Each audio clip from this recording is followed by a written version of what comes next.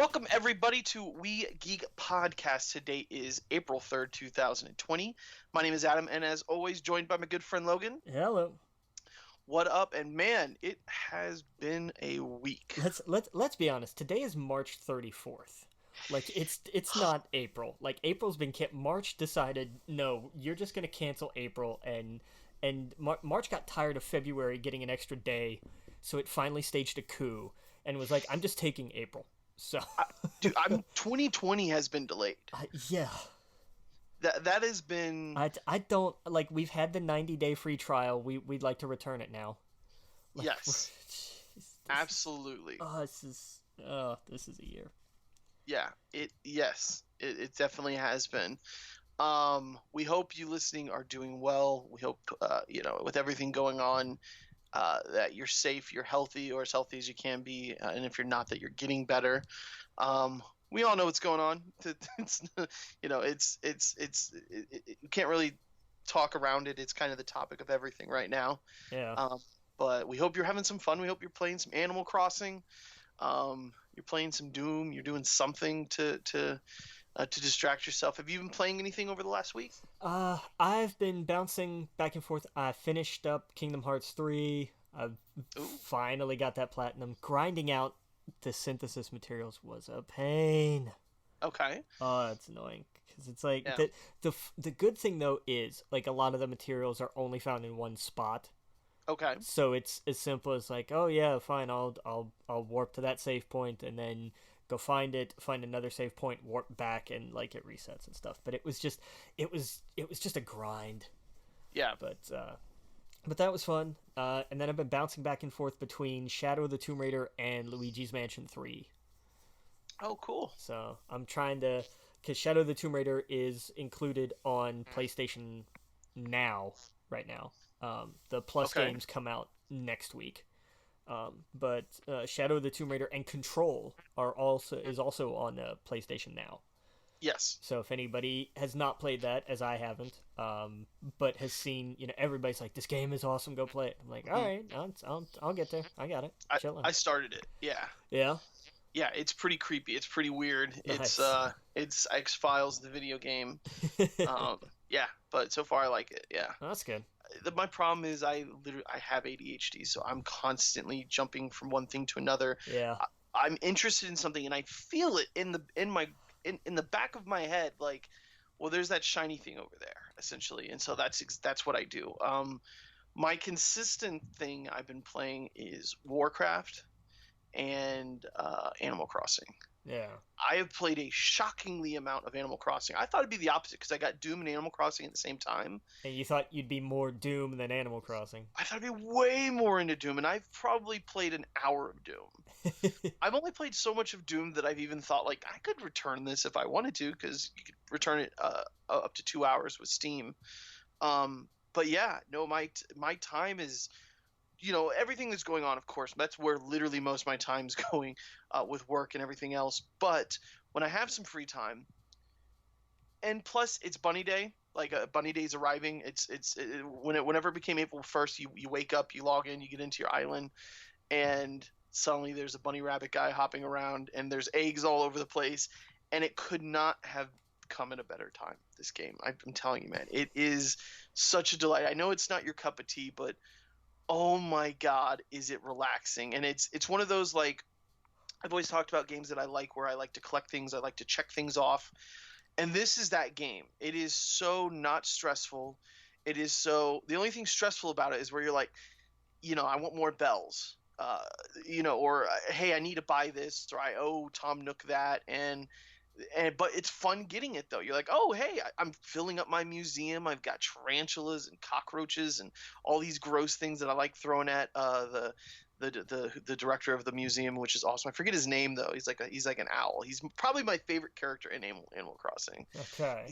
He's always shocked when you see him, especially during the day, because of course he's sleeping during the day, so he's always asleep on the job, but at night he's awake. I'm sure people are yelling at me because of the name. He's super popular, but I think it's like Mr. Blathers. Mr. Blathers, that's it, yeah. Or Bathers, I don't know. Anyway, so I don't know. It's been a ton of fun. I've now gotten my house. I now can decorate it. It's all that cheesy, really, really cheesy stuff. But it's such a fun, addicting loop that I am absolutely in love with it. And I thought I'd be playing maybe like 30 minutes a day, but I find myself logging. I say logging in, but I find myself turning it on in the morning. I find myself going into it at lunch. I find myself in the evening popping in for a couple of hours because, of course, you can only catch certain fish during the day. You can only catch certain bugs during the night. Only certain, different things throughout the day and the time period. And now that it's spring, now that it's Bunny Day, which is coming up, of course we all know is Easter.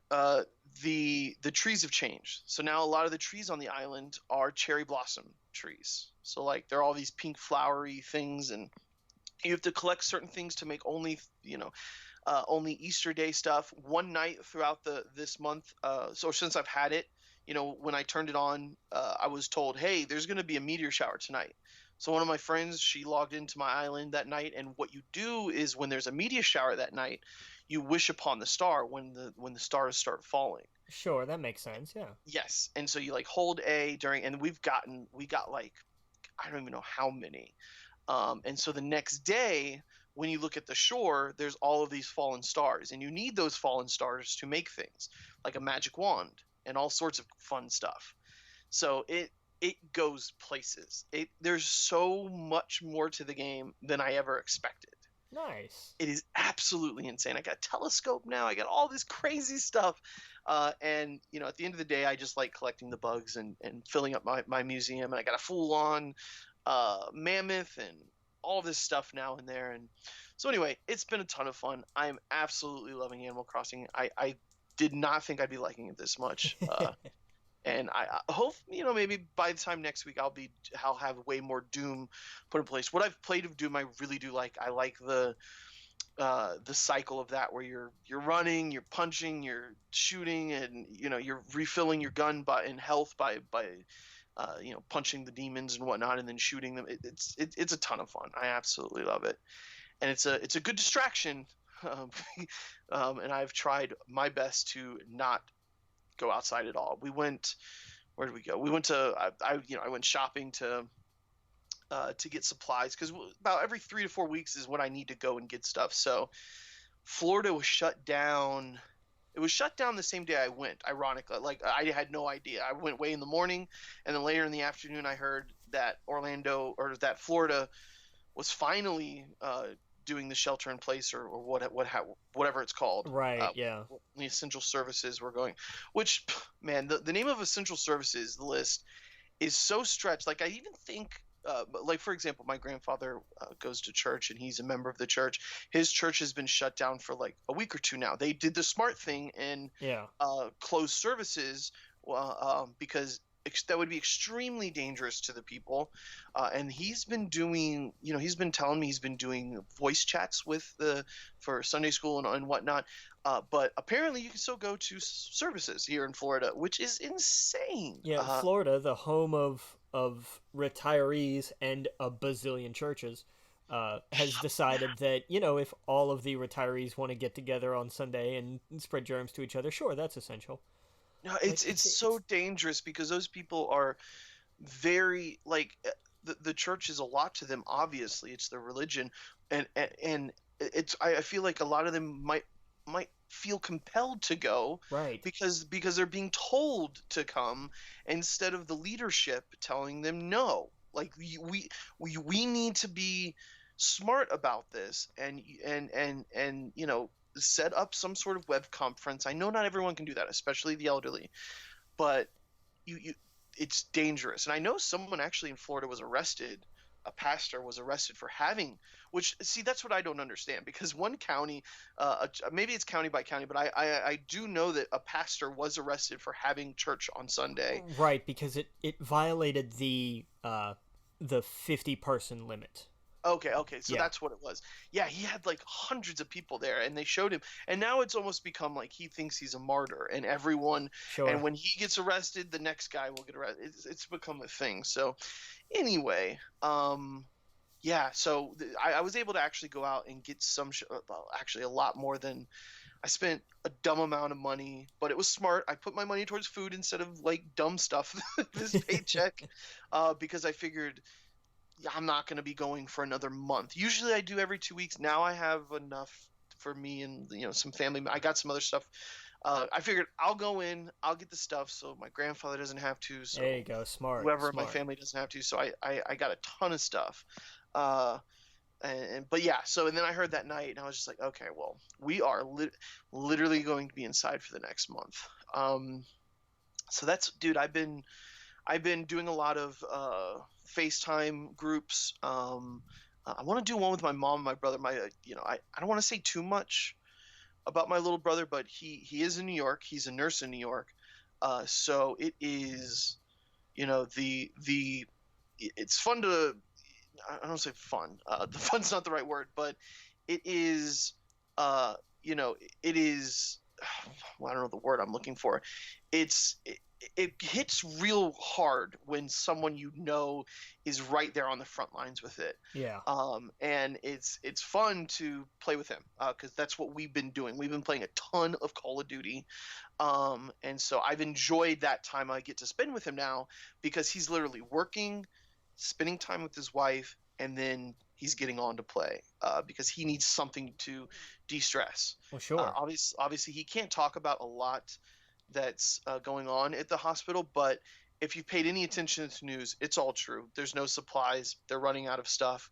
It's frightening. I'm actually sending him a bunch of reusable masks that a friend makes. A friend of a friend. I guess, she's a single mom. She's very good, I guess, at making stuff by hand. So she essentially quilts these masks or put these masks together that you can put a filter in, and sells them super cheap. So I bought a bunch, sent them to him. I bought it through her. She sent it today, so he's going to be getting those. So he has to hop on a subway or whatever to get to work, and in New York right now, it is. He told me it's basically the division. He's like, it looks like the division when you walk around there, because they have outside hospitals, or not outside hospitals, but like testing areas and stuff like that. Right. Yeah. It's all sectioned off. It's weird. It's really crazy what's going on there right now. I can't even begin to imagine what that's got to be like. Yeah. Oh yeah. And he's doing everything he can to be cautious, but Sure.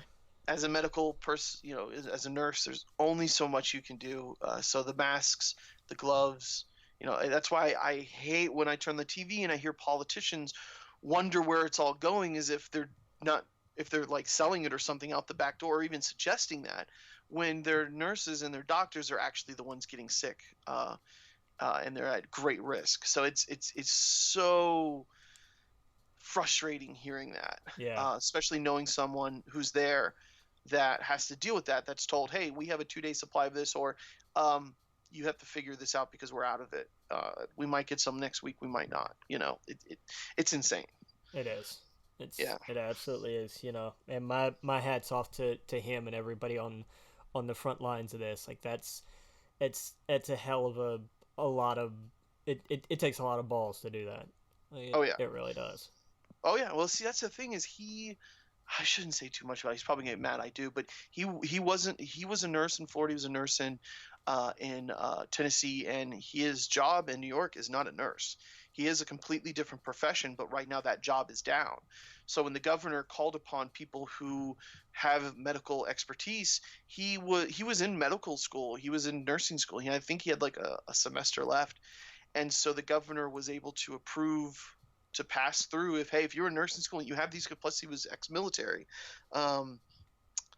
please apply. And I think he had to take a test or something, and he can help, and then that's exactly what he does. Obviously, I don't think he can do like some stuff that you need the degree for, but he had enough, I guess, schooling where it was already kind of like pre-approved, so. Yeah. I don't know the details. I just know that he's able to volunteer and help now, and sign up for it. And so that's what he's doing. He's got a lot of stuff. He's going to be so mad I talked about this, but whatever. I'm proud of him. I know he doesn't want to talk about it, and he wants to not, but whatever. I'm proud of the kid. and I hope he stays safe. So, but it's been fun to play games with him, dude. We've been playing a ton of Modern Warfare. I love it. He'll play on the PlayStation. Our buddy Ryan will play on the PlayStation, and I'll be on the PlayStation just through the party chat. But I'll be at my PC, and it's so easy. You just add them through the Activision. Basically, if I'm logged into the PC version of Call of Duty, I search by him through PlayStation name. It pops up on his screen that I want to add him through the Activision account. I add him, so as soon as I sign into the Call of Duty game, I can see him. I did that to my friend Ryan, and it's so easy. You just join on the party, and it's go. Nice. And that's it. And it's been a ton of fun, dude. Have you played any of the Warzone? I haven't yet. No. Oh, okay. You should definitely do it. It's free. Yeah. 100%. Oh, I know. Like I have downloaded it. I just haven't flipped it on yet. It's a chunk of that. Drive. It takes up a ton of room. But yeah. Man, I have it too. So yeah, if you ever wanted to play some, I totally think we should. Yeah. No, I had to clear some stuff off my PlayStation so that I could download so that I could preload the 7 remake. Yes, Final Fantasy 7. Yeah, because it was supposed to be like the 8th. I think it was supposed to go up to preload before it goes live on the 10th. But Square was like, look, you know what? Everybody, like, internet speeds are down. Bandwidth is clogged, and companies are necessarily limiting bandwidth. PlayStation so is. Yeah. PlayStation has come out and said the United States and UK, yep. They have purposely downgraded. And if you haven't checked on your YouTube, yep. It's all standard definition until you change it, which is smart. Sure. Because if you're not noticing it and you don't care that it's standard definition, it's better that way than it be high definition, and that bandwidth can be used other places. Right. Yeah. So I thought that was smart. But yeah, they said we're gonna put it up to preload now so that everybody has time. We get it. It's a big file. It's like 86 gigs. Yeah. It's a pretty decent sized file. Warzone is like 100.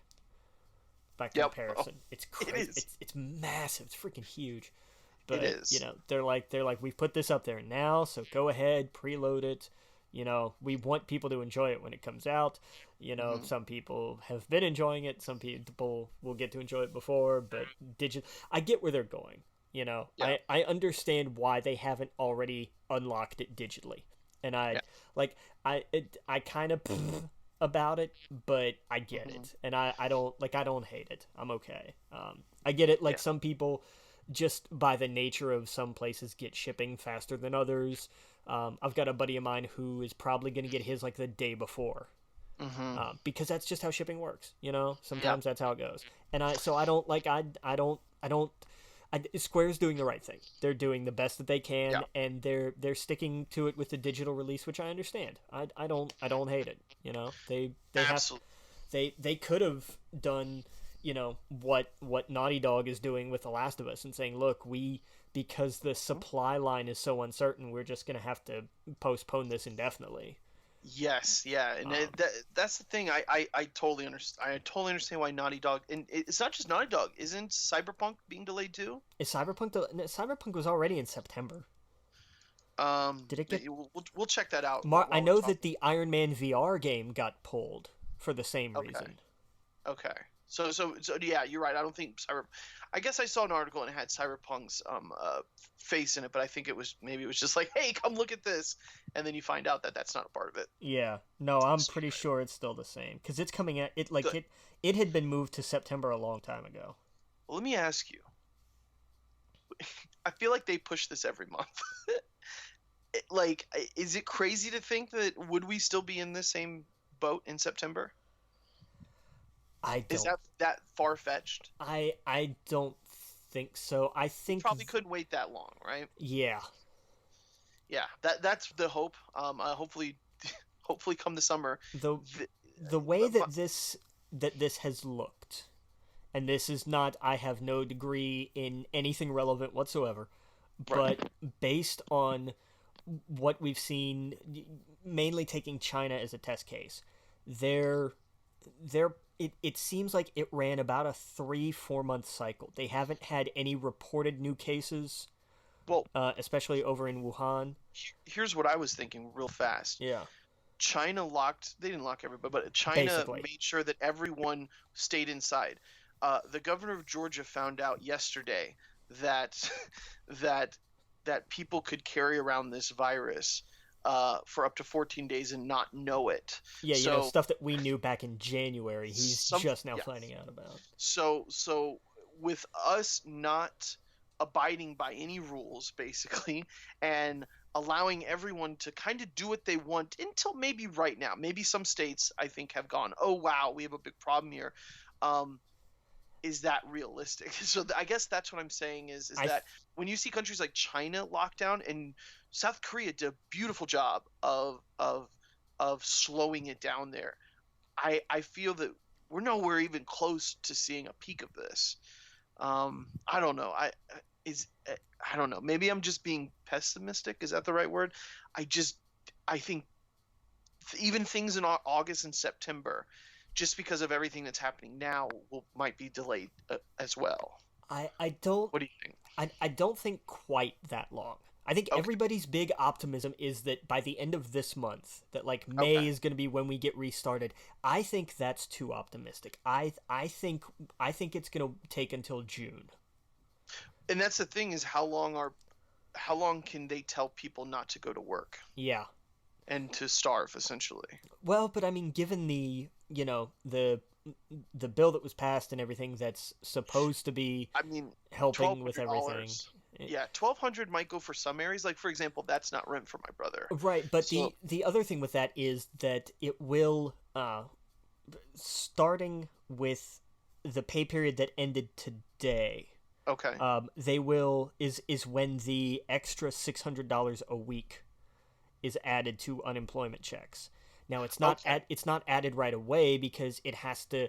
There are still parts of the process that it has to go through. So those additional payments aren't going to come out probably for another couple or a few weeks, but they are going to be applied retroactively. Okay, so we have what, over 10 million people unemployed right now. Yeah, about that. And so if they have the country shut down for the rest of April and part of May, 4, 5, 6 weeks. 6 weeks. Oh man, I fear that the country's going to half-ass it and not full-ass it. That's the problem with it's what everybody talks about. It's the double-edged sword of what the U.S. is. I feel like they've already we're already there. We've already shut down. Let's not pull out too soon. We're gonna fuck everything up. Except we have states like Alabama just shut down today. It's insane. A lot of those places feel you're not gonna tell me that I can't feed my family, right? And because of a virus, and it's insane. I'm not on board with them, but we're stubborn as hell in a lot of areas, and it's crazy. And so that's why I guess I'm saying is I think that's I don't know. It remains to be seen, but I will say that I won't be surprised. Gotcha. I will say that I hope that things are back to a closer semblance to normal by the middle of June, but I don't think we've seen the last of this until it's because it's going to take at least until winter of next year before we have an actual mass producible vaccine for this.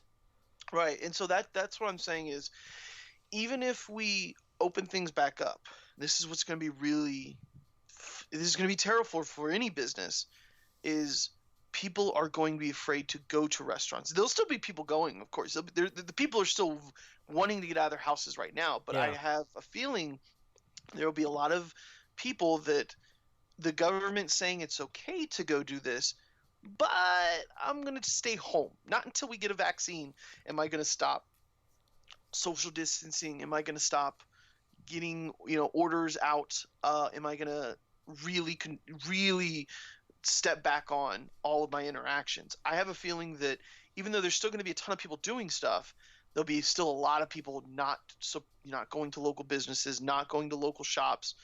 Uh, I have a feeling this is going to devastate the economy. Oh, they're Small businesses, I guess. yes, small businesses are absolutely, unfortunately, going to suffer the hardest. Yeah.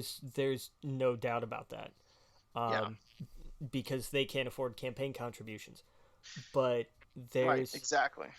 sorry, Yeah, that's the way of the world. I was talking to my grandfather today because he was telling me he wanted I forgot what I was talking to him about, but it came up that he wanted to get some Olive Garden, and I suggested, what about that local diner he goes to? He goes to a local diner around here called Daybreak Diner, and I was like, why don't you order from them? Because in a month or two, Olive Garden's going to be fine. They're $1 million. They have millions and millions of dollars. But Daybreak Diner might not survive this, and so if they're doing curbside, if they're doing deliveries, it might not hurt to do that. And it really, it shocked him. I ordered from one of my friends, Miguel. He has a Latin food truck around town, and he doesn't. I don't live near him, but I had him deliver some to my father. Support local business. Oh, I didn't talk about it on here. Aaron, I talked to Aaron. I got X-Men coming. House of X / Powers of X. Oh, nice. Yeah. Yes. So I got that from today because his shop's closed. His shop, it's closed, but they're still selling. They Diamond is not delivering anymore. Right. They stopped shipping. So yeah, he's basically just.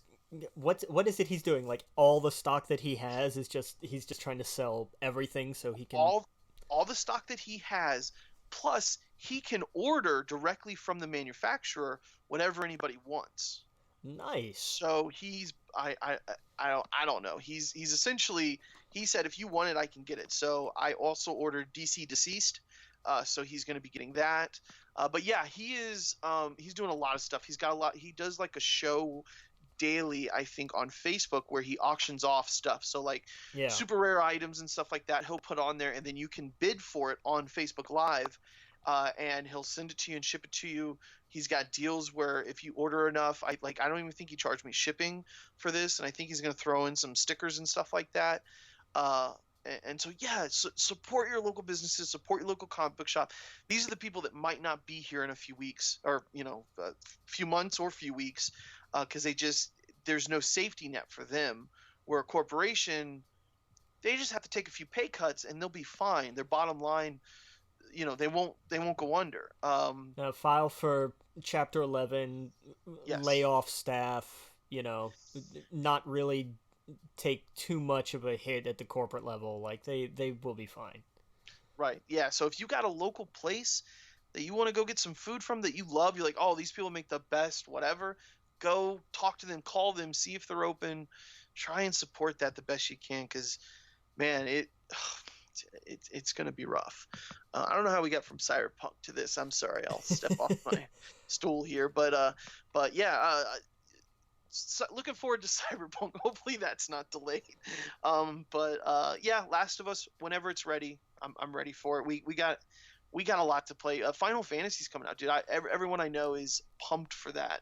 I'm so the second that clock strikes midnight, man, and you will not hear from me. No way. Yeah. Oh yeah. Not gonna happen.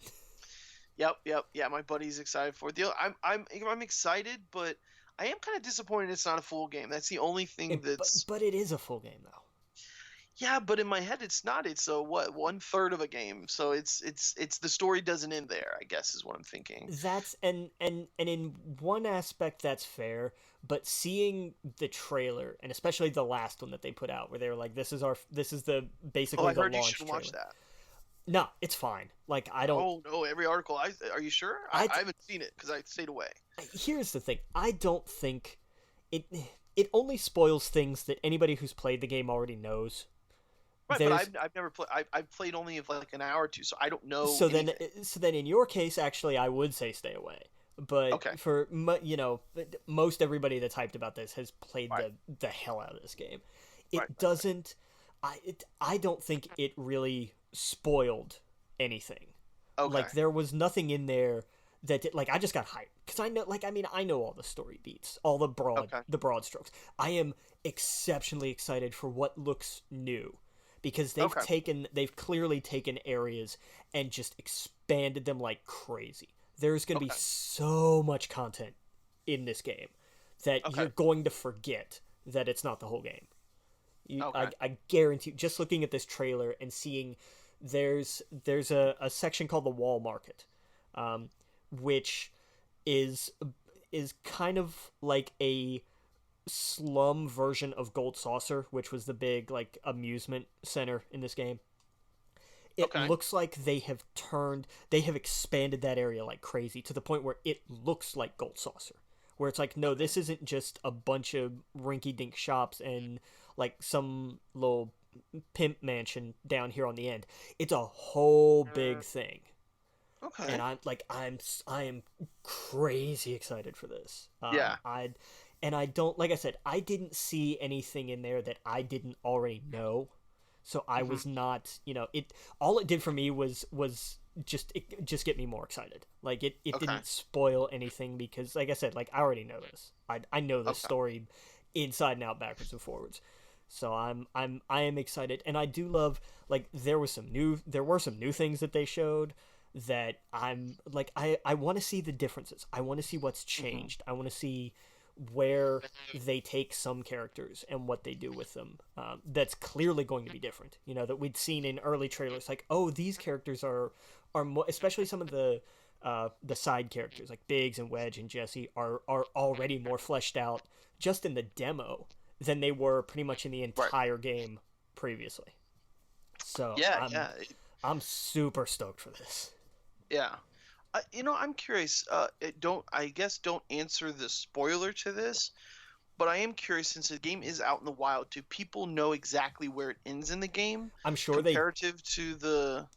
I'm sure they do. I haven't seen it. I'm not Okay. looking. Like Gotcha. I imagine that it ends because they talked about this game encompasses all of Midgar.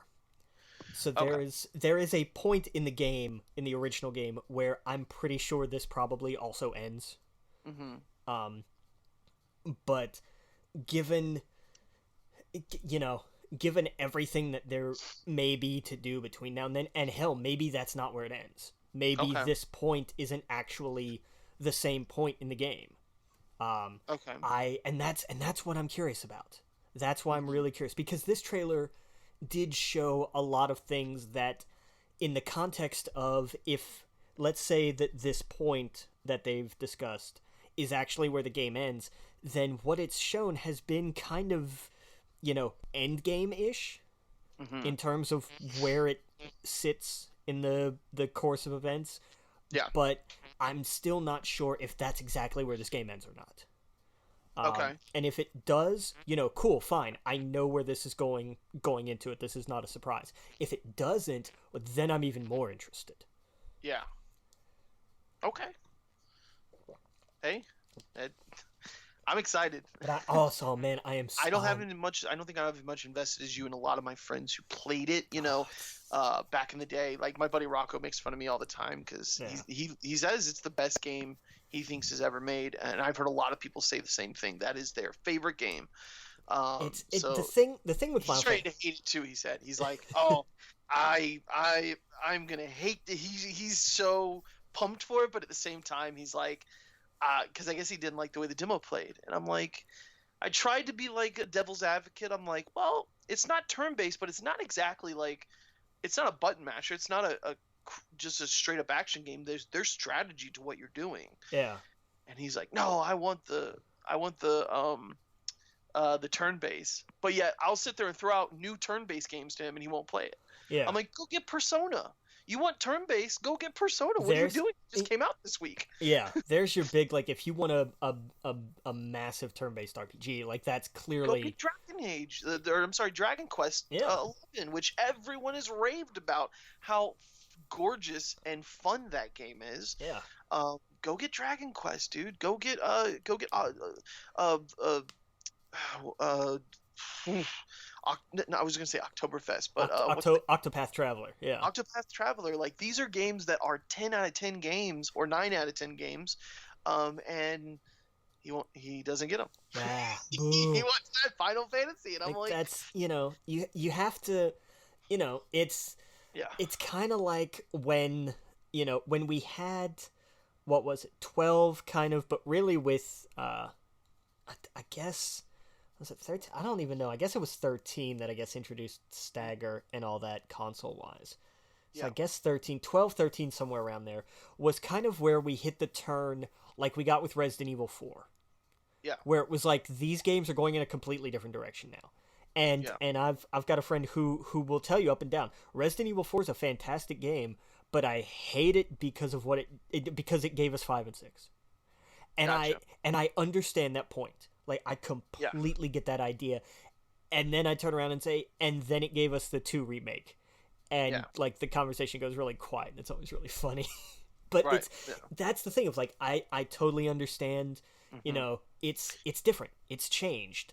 Yeah. And some people don't like that. Okay, you have alternatives. You're not Yeah. going to get that with this. And they have kind of changed the battle system.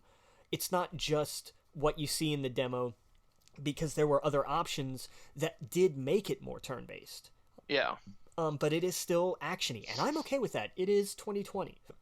Right. This game on this scale, with this magnitude, I think that doing a game like this and seeing how it looks and just everything about it, making it purely turn-based, I think diminishes well, let me not say diminishes. It doesn't fit. It doesn't fit, and that's what I like. I I don't understand when I'll sit there and tell someone, "Go play Persona 5." It is exactly what you're asking for, Yeah. and it's because it's this unknown thing to them, and it's so ironic too, because Final Fantasy used to be this thing in America where before it was super big in Japan first, right? And then when it came here, I felt like, it wasn't Mario. It was this like, that's a JRPG. We by that time, by the we got so used to all these platformers and stuff like that. And there was Final Fantasy for the Super Nintendo, right? But I feel like I always had that one friend that was really into that, but my other friends were into Sonic and Mario and stuff like that. It wasn't Right. as popular. Yeah, Uh, absolutely. and so now it's like Final Fantasy is this household name, Well, where and Persona is the little guy, and it's like, hey, here's this thing that is exactly what you're asking for. exactly. And they're like, I don't know, and I'm like, dude, Japan loves it, you'll love it. Like it's right up your alley. I think until someone sits down with it. Yeah. I don't know, but yeah, Well, and yes. here's the fun part of that. You know where that shift from Final Fantasy being kind of a niche game to being more mainstream happened? PlayStation. Well, what do you mean? 7. 7, right? Yeah. Exactly. Yeah. You're absolutely right. 7 was the one. It's funny because I'll hear people say 6 was the best. And here's the thing. From a if you just look at everything all together, and because a lot of 7 people, 7 is fantastic. It was revolutionary, and it Right. had a compelling story, but there was so much cheese, Yeah. and some of it was kind of hard to get through, Hmm. especially Cloud's original characterization. Hmm.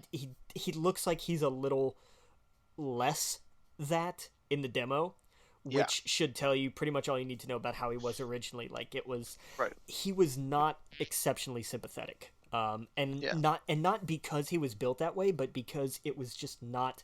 He was not a great character. Okay. Six top to bottom was great. The story was fantastic. The characters were Hmm. fantastic. The mechanics were fantastic. Like 6, I have no problem with anybody who wants to say 6 was the best Final Fantasy game made. Do you think I we'll will. ever get a remake of that? I don't know, because it doesn't have the following that 7 got. I even think I 10 probably has a bigger following than 6. I think that's possible. Yeah. I don't see. I that's for something 10 years down the road. Gotcha. It took how long to get this? Like Oh yeah. No, you we know probably won't see the end of 7 until the end of PlayStation 5 at this rate. I you know it's I would like to think that this took so long to get out, but the follow ups won't take as long because the infrastructure is built. Right. You would hope that they have the foundation, they have the character models, the mechanics, like they've built the outline. They have the Yeah, framework for this. They have the foundation. It's just a matter of assets. And that's why the game files are so huge, is because of just how many unique assets they built. It's yeah, insane. yeah, But I feel like the you know the skeleton of this moving forward is done, yeah. but the devil is in the details. So Right. I am hoping and crossing my fingers and being optimistic Hmm. at 2 years between each one. That would be fantastic. I'm That'd be good much with better. 2 years. I will not be upset with 3, just because of the scope and the scale of everything and what it appears as they're trying to do.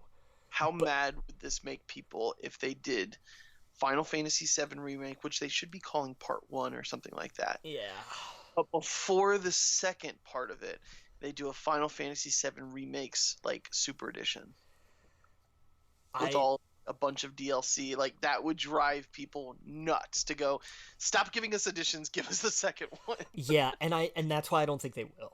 I don't think I they will either, but there's Stranger Things. No, I'm just kidding. Oh, yeah, I've been watching too many documentaries. Can we talk about wrestling in a little bit? Because oh my god, that's fair. hearing Macho Man talk to Jake the Snake, going Stranger Things have happened in the WWE. Anyway, sorry, Yeah. didn't sorry, my ADD. Sorry about that. But yeah, Yeah, no, I don't think you know back have in you the day there used to be like a what they called an international version of a right, lot of Final Fantasy games where there was different or extra content in some way.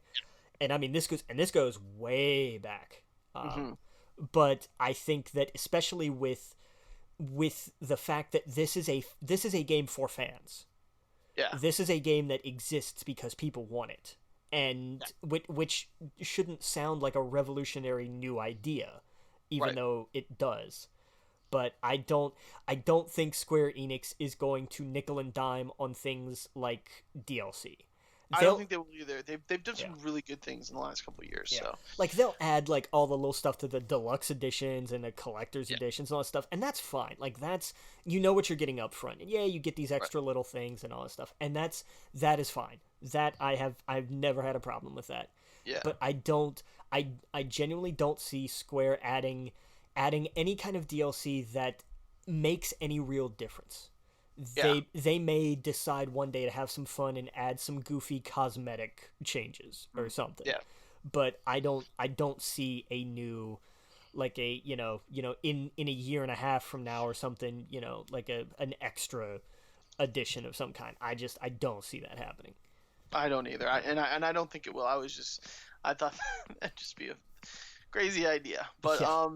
but yeah, man. So, whew, where were we? So yeah, Final Fantasy. I'm pumped for it. Once that comes out, we'll definitely be talking about it that week. We'll have a couple days to play a little bit of it. I'm sure you might even be all the way through it by that point. You will not, like, I will not sleep. Like Yeah, I'm sorry. I'm gonna be that guy where it's like I'll probably work that day, come home, take a nap, like get up and grab some food and just sit and watch the countdown. oh yeah, I don't even feel Honest to guilty God, just might. anymore. Yeah. Yeah, if I have a day or two off now, especially because like I was talking to my friend. We were talking about like when I would be able to go see her when she'd come to see me, and we were thinking like in a couple weeks or something like that. Now it's like literally for the month of. It was kind of like shit. Like when we found out the governor said it was shut down for a month, I was like, I literally don't think we can hang out for the next couple of weeks. To have like a day or two off to not do anything though, I'm gonna take advantage of it, and Oh I'm yeah. going to just relax and try and do something like play Final Fantasy, to read a book, to do something relaxing. So Yeah. I'm definitely going to be taking advantage of that. Yeah. Don't whenever if you're gonna do this and you're gonna play through this, stay away from the internet. Yeah. Oh Because yeah. headlines. Because here's the thing: it is a story that's 23 years old now. Yeah. So like Oh yeah. spoilers have been out there for ages, but Right. people are going to use that as a way of like that's going to be in the headlines. Yes, this is going to be, yeah, exactly. Every website is going to want to talk about some of the big things that Final Fantasy VII did, which, they didn't originate it, but for a video game, I think at the time it was like, hey, we haven't really seen this before. So yes, stay away from headlines, stay away from all that stuff. Yeah. Just enjoy it. Get sunk into it. Turn some lemon into lemonade. Like I was saying earlier, yeah, I'd love to go see my friends. I'd love to go hang out and be with other people and see a human being. But since you can't, try and take advantage of the time that you have. Read a book, watch a movie, FaceTime somebody, and try and relax. That's literally all I'm going to be doing. I'm going to try and take advantage of that because I can't tell you how many times that I've said to myself, I love a weekend where I just didn't have anything to do. Right. Like I didn't have to be here. I didn't have to be there. I didn't have to take care of this. I didn't have these chores I had to go do to clean my house to make sure. It would be great to have a staycation where I can just not do anything and not have to go and do something. So that's kind of what we got. Unfortunately, I was telling my friend that I was like, "You've been asking for this. You've been asking for like a week where you don't have to do anything and not have to be here or have to be there." And she was like, "This isn't what I wanted." And it's totally true. It's not. But we got to I don't know, try and make the best of it, I guess. Especially good for your mental health. Like I saw an article today, which was ironic. Not too long ago, they were talking about video games as an addiction is this thing that we got to be careful for. And the same company is like, well, hey, this is a great thing to do now. Yeah. while we're at home. So yeah, take advantage of your time. Learn something. Entertain yourself. Get Animal Crossing for the love of God. It is so much fun. And I can send you a bunch of stuff. Hit me up. I can send it. I got a shirt with the number 2 on it. I got a shirt with the number 8 on it. I got some funny hats. It's a lot of fun. Yeah. I figured out what my project is gonna be for the month. Okay. I've already made my list of movies from 2019 that on Rotten Tomatoes either the critics or the audience thought were bad. And I'm defining bad as, was it like below, I think it's like below 60%, I think is when it shifts over. Okay. So who was right and why? Or were they both wrong? Because there are some that are, both of them thought they were rotten. Well, were they right? And did they just misjudge this movie? Okay. There's a couple of them that are very much like the critics hated, but the audience loved. Why? Where was the disconnect? And some of these are ones that I haven't seen. Okay. So and I'm just going to go through the year, and there's, I think, 30 of them. So I'm not going to try to get to all of them because I'm not going to rush this because I'm like, this is not that big a deal, but it's going to be interesting. Because it's all kinds of, let me see if I can actually pull this up here. Because the spreadsheet I was using was giving me fits yesterday. But, okay. But yeah, and it's a lot of movies. Like and the reason I thought about this was I was looking at 6 Underground on Netflix. So it's not just like it's theatrical, and I think 6 Underground may be the only one on there that's streaming. But I was just curious, what was the consensus on it? And I think the tomato meter was, it was either both rotten or it was split. And I was just like, okay, well, that's interesting. And then I just kind of went back through the year and just went down like the ones that I wasn't sure of. Like, obviously ones like Ford vs. Ferrari everybody loved and that kind of stuff. Like, some of them were givens. But there were some where I was just kind of curious,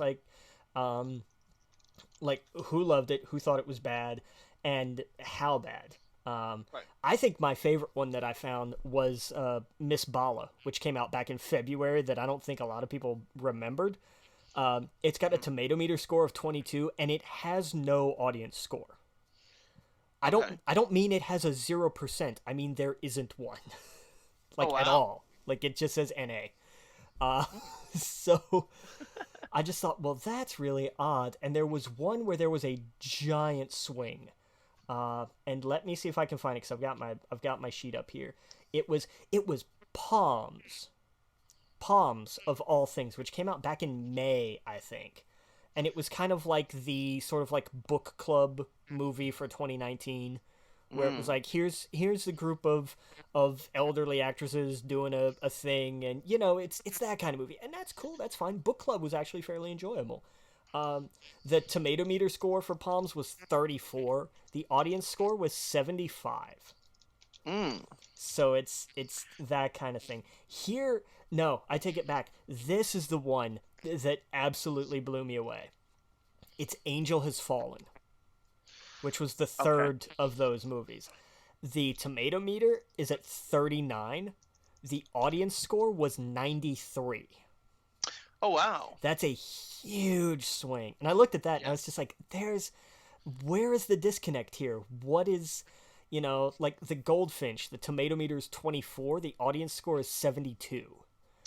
I think it might be one of those things with Angel Has Fallen Yeah. that the audience that went and saw it knows what they're getting into. They know it's a cheesy, dumb action film, so they got what they wanted for, so they rated it high. Where the critics rated it against all kind of movies. Right.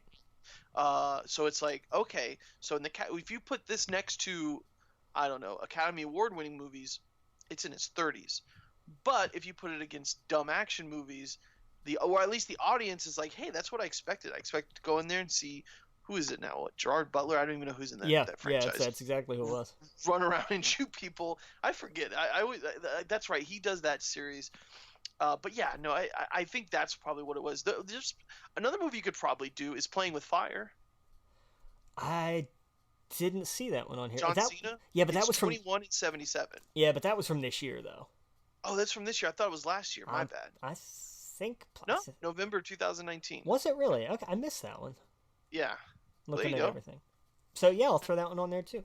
But I've got a pretty decent list of like, here was, and then you have things that are the opposite that I didn't understand. And it's if they were both fresh, I'm not gonna do it. But I am really tempted to do Crawl, just Oh because yes. look at the tomato meter. I don't have Told you it's right on this very show. Yeah. We had very different opinions of it. You hated it. yeah. And I told you that I took someone to see it. She loved it, and I don't know if it's like osmosis, but I enjoyed it too with her. Like, But here's the thing that blows me away about that though. That is a movie that clearly should have had like a 90 audience rating and like a 3% critic rating. And that's not what happened at all. right? It's what? It's like 85 and 90 or something. It is ridiculous. Yeah. I don't know. You're absolutely right. Because Yeah, I remember seeing that, hearing what you said about it, and Yeah. having that in my mind, and I was like, "Oh, you're absolutely right. That is flopped. It has a higher tomato than an audience score. That's that's bizarre." yeah, like there's Yeah, no, but you're right. they're both fresh. Like they're what, in their 80s, I think. Yeah. See, here's the thing. It's We madness. went to the Dollar Theater. Maybe all that has to do with it. We went to the Dollar Theater. So first, right off the bat, there was no real investment that we had to for this movie. It was literally, we looked up at the sign, and she was like, "What's Crawl?" And I said, "It's about it's like a monster movie with alligators. A house gets flooded, and there's alligators all over the place." And she was like, "Hey, that sounds good. It sounds better than all the other crap that was up there." Fair. And at my head, I was like, "I heard it's not that good though." And she's like, "That what?" Like, we weren't going there we were just going there to waste time and have some fun. So went and saw it. She had a blast. Scared the shit out of her. All the scenes where it made her jump, extremely cheap jumps, but it worked. And yeah, I don't know. We had a ton of fun. We had a ton of fun watching it. I But the just whole time I'm like, this is so cheesy. Like the way that, I guess maybe it's from being from Florida, just like you are. We knew alligators. That's not how they act. yeah. They were not alligators. They were like it's like aliens took them over, and they got, or no, I'm sorry. It's like they somehow stumbled upon some vicious like, I don't know, venom or something, and it turned them crazy. Where they're these alligators are hunters, but alligators are lazy as shit too. They are not that reactive when it comes to things. Right, no, they will lunge at you, and then if they miss, they're just kind of like, oh, well, shit, it got away. Right, Like, exactly. Like ducks hang out on top of their heads, and like they're. Don't get me wrong. I want to be very careful. They are extremely dangerous killing machines, but not in the way that movie made them out to be. In that kind of situation where there are a bunch of alligators in the water, obviously it would be extremely dangerous. But these things were like predator hunting, like alien predator. Like they were coming after them in such a smart way, and that's not really how they act. right. Yeah, it was wild how they were acting in that movie, but it was very entertaining, at least to me. I know you hated it with a passion. Yeah, and then with some. it. I see what you're saying, and I totally agree with you. But the thing that blows me away is that the critic score was that high. Right, I can't believe that it is certified fresh. Like that. This made a great Netflix movie. Yeah. Yeah, a comparative, but not like theater, if that makes sense. Like this would have blew up on Netflix. Everybody would have been talking about this more than they talked about what was that blind movie? Bird Box. Bird Box, yes, exactly. This would have blown up just like that if they were like, hey, guess what? There's a free movie out this weekend, and it's got a bunch of jump scares and alligators in Florida and hurricanes, and people would be like, sign me up. Yeah. Yeah. But you're right. You're right. It's crazy that I don't think I've ever seen it like that. Yeah, but that's kind of my point of like something with like Rambo, which has that kind of score where like the critics have it down at like a 20-some and the audience is like an 80-some. That you get that, you understand that makes sense, and then you have something like Crawl, which just does not make any sense. Like I don't know what quote unquote critics went and saw that, right? But just I don't understand.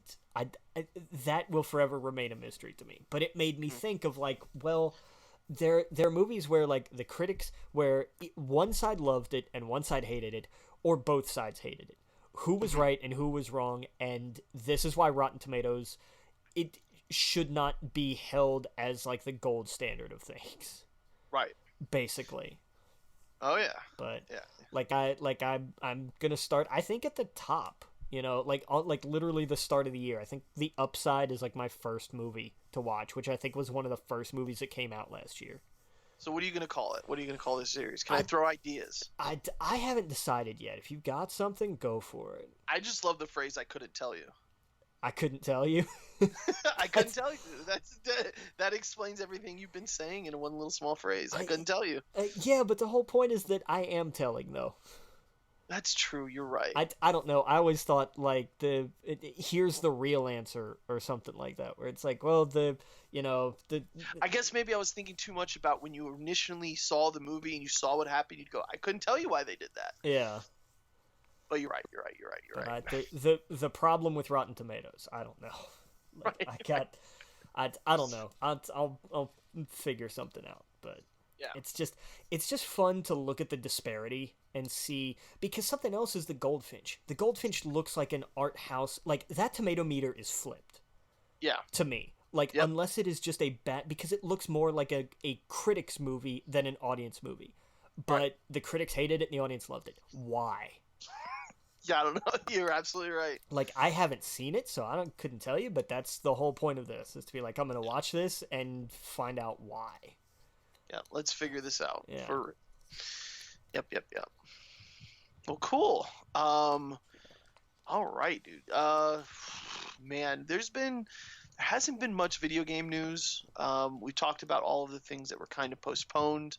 Obviously, I saw some things like Sony donated $10 million to a COVID-19 response fund, which is good. Like we talked about last week, a lot of these tech companies are stepping up, which is important. We've talked about the delays. There's also some other studios who've talked about that they're not planning any sort of like reveal outside of, because E3 stopped, right? Yeah, IGN is doing a thing over the summer though, aren't they? I think so. They just announced like a digital showcase platform kind of thing. Basically like what they usually do at E3, except without the E3. Now, one of the big pillars of E3 over the last few years have been Bethesda. And, over the last couple of years, they've gotten a lot of heat because of some of their decisions. They have come out and said that they do not plan on holding any sort of digital news event during this time frame, which I don't blame them. I want Bethesda to succeed. I want their games to succeed. I hate a lot of their game practices and a lot of the stuff that they've done over a lot of decisions they've made over the last couple of years. But I will always champion them making better decisions and them succeeding. So I do hope that they take this time to kind of take a step back and come back next year and be like, hey, here's what we have. This is what we're doing. Because at the same time, man, I know they're not the ones who did Doom. ID did it, but they're still under the umbrella. Yeah. So they can push out games like that, and they're amazing.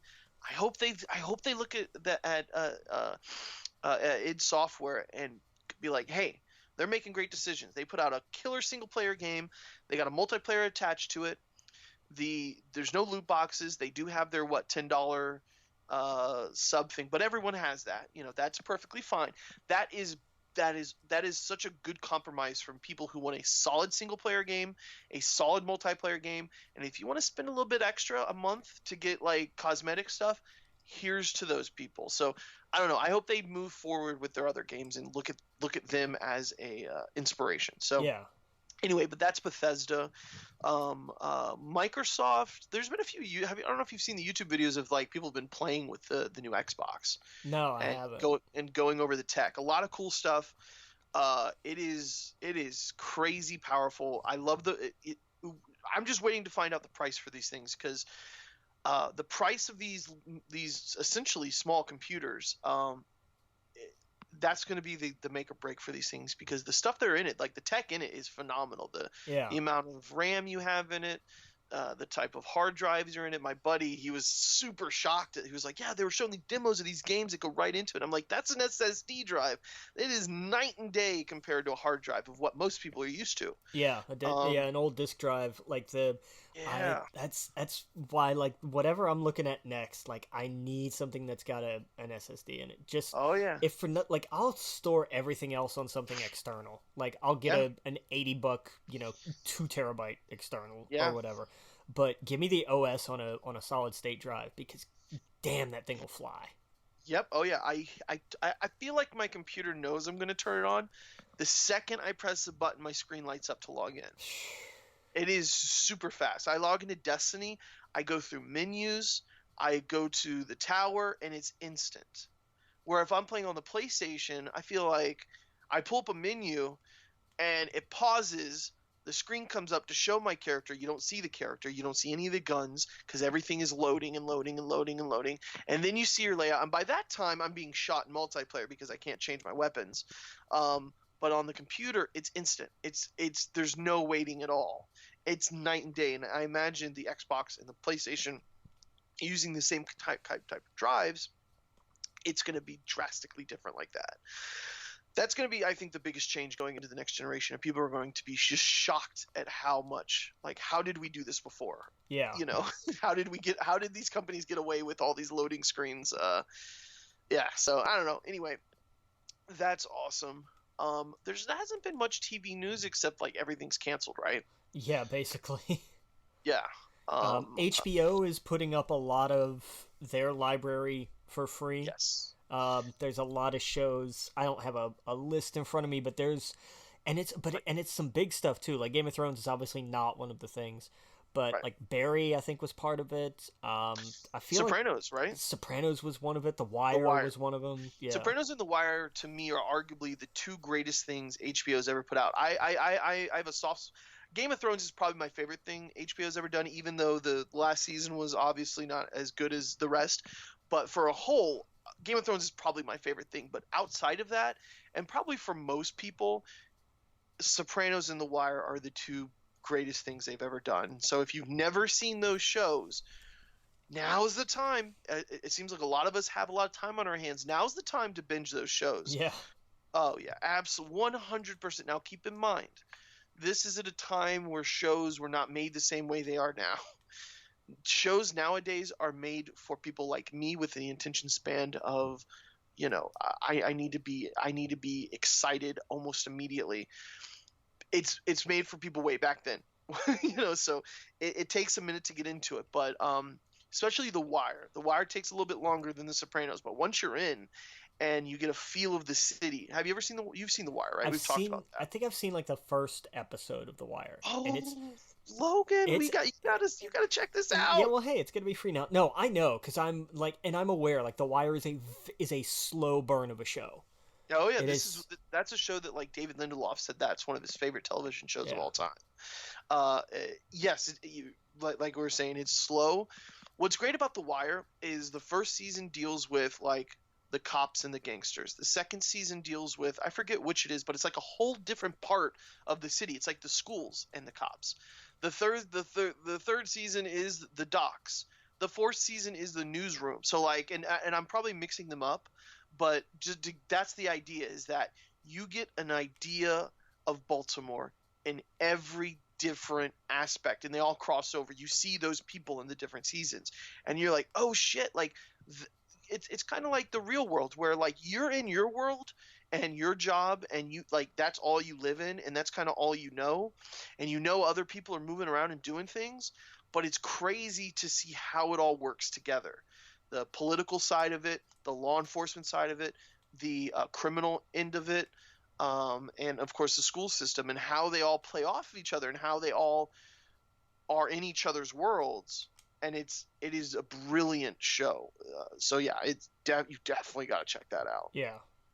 Of course, people like Michael B. Jordan and stuff like that came from it. There's a ton of actors. When you go through, you're like, oh wow, look at all these people. But yes, you know what show I've kind of wanted to catch up on, but all these CW shows I see, and I'm just like, man, if I could just take off for the next week or something and catch up, it'd probably be some of those. Like Riverdale looks ridiculous every time I see a commercial for it. Yeah, The Flash, Arrow. I think Arrow ended, but I didn't see like the last couple seasons. I watched the last, like I watched the Crisis crossover, and then I Right. watched the last couple episodes of Arrow. Okay, I saw the Crisis, but I didn't see the last few. Yeah. It's Oh, I want you to spoil something. Oh, real fast before I forget. Battlestar Galactica is free on their website, so if you've never seen that, that's one of my all-time favorites as well. yeah, it's on Sci-Fi, right? Yes. Yeah. But go ahead. Sorry. Last episode of Arrow. No, I was just saying, like it's fantastic. It's a great, like, yeah, we get it, show's over, but Now, are they continuing it on with the with some of the other actors? Like, are they doing a spin-off show or anything? I'm not sure. I Okay. think I know there was a plan for that at some point. I don't know if that's moving forward or not. Okay. I know that they have a Stargirl TV show they're doing. And it's like it's Stargirl and her, then the Justice Society, Right. and it's got, what's his name? Isn't it the guy from oh, what's it called? He's what's that movie about the future and how the future sucks and everyone's stupid? The current timeline? Yes, everyone kind of compares it to that. What's the name of the movie?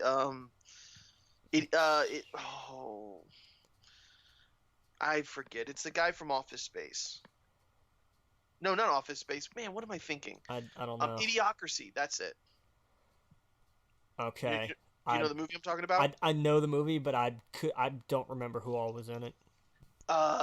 It's that actor. Oh man. Very, very helpful, bro. Yeah, Luke Wilson. There we go. Bingo. Sorry, Luke Wilson. He is in Office Space. Do you know what I'm talking about? Okay. You're saying okay. Do you not know Luke Wilson? I do know Luke Wilson. Yes, I do. He's Owen Wilson's brother, I think. Yes. Yeah. Luke Wilson. So he's in the Stargirl TV show.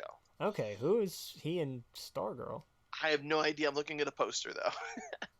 They got like a big old robot guy. They got Stargirl. They got him. It looks very cheesy. It looks very much like a Justice Society comic or whatever. Yeah. I couldn't tell you anything about it. I want to watch it though.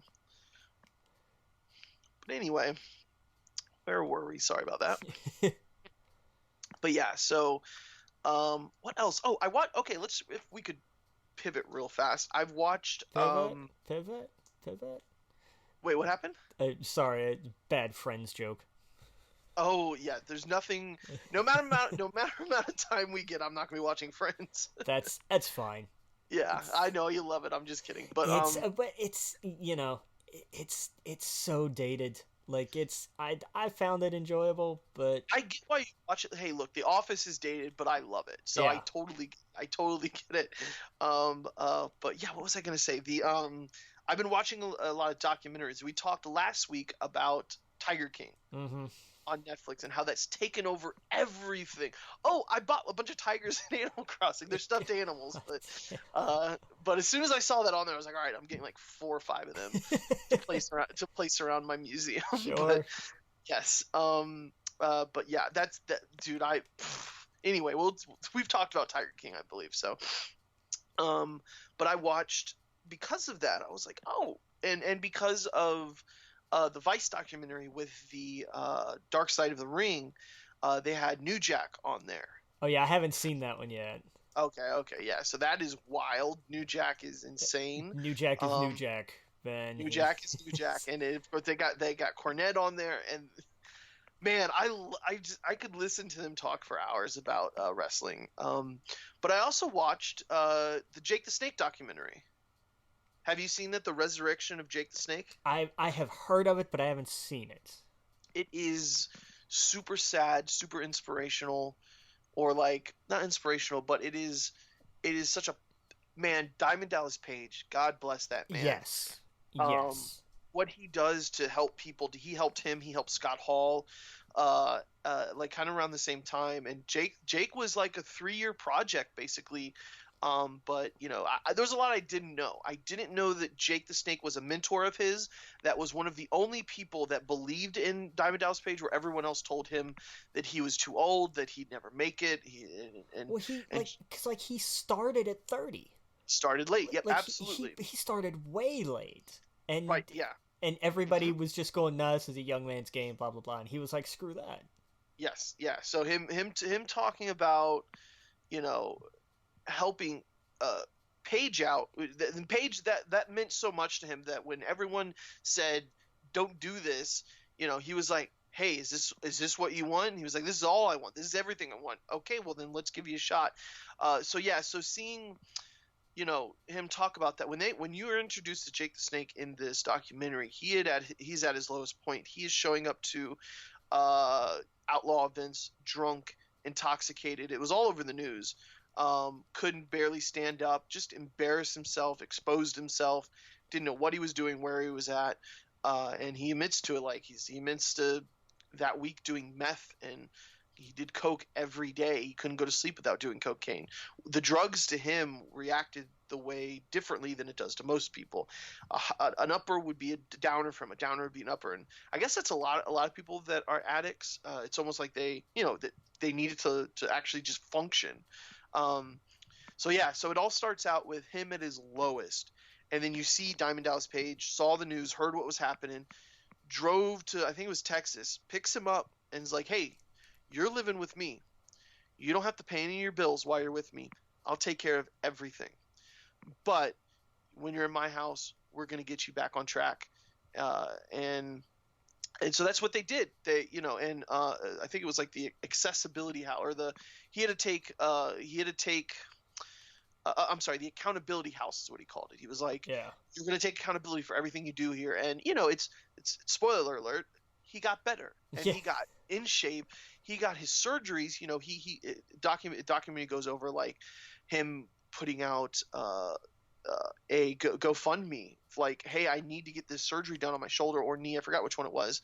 And within 24 hours, they had the money they needed plus more. So, and it shows the trials and tribulations of an addict and a junkie, and that's what he called himself. I'm not trying to throw rocks here, but that's literally what he called himself. And he turned it all around, and he got back on track. And there wasn't a day where he wasn't fighting it. And by the end of it, it is a very good ending. And these aren't spoilers. This documentary is old. We all know that they gotten better. They were inducted into the WWE Hall of Fame, which he never thought he would happen because of he never thought he would have a relationship with his children again, which was the most important thing. And he goes in all details about his family and everything else. It's very good documentary. Yeah. But yeah, it was on Amazon, I believe. So if you want a good wrestling documentary, an uplifting one for once, that is a really really good one. Um, Nice. yeah, and I saw him, like, I saw an interview. I think it was like Joe Rogan, where he talks about. That's what I was saying earlier. He was talking about Macho Man Randy Savage and the infamous incident where he let the python on him. And like one of the guys in Joe Rogan's podcast was telling the story that his friend was so scared when he saw that as a kid that he ran away from home that night. That day, he went home. He went into his room, packed all of his stuff, and left, and didn't come back until the wee hours of the night because he was cold.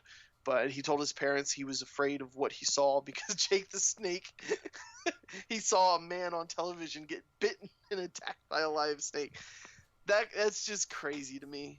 But yeah, he had a funny story just about how Macho Man reacted to that. I guess in the back, he was telling Jake the Snake, "Listen, brother, before this happens, I'm not going to do Macho Man accent because I'm terrible at it, but he's like, before we do this, that snake's going to bite you. Because how do I know?"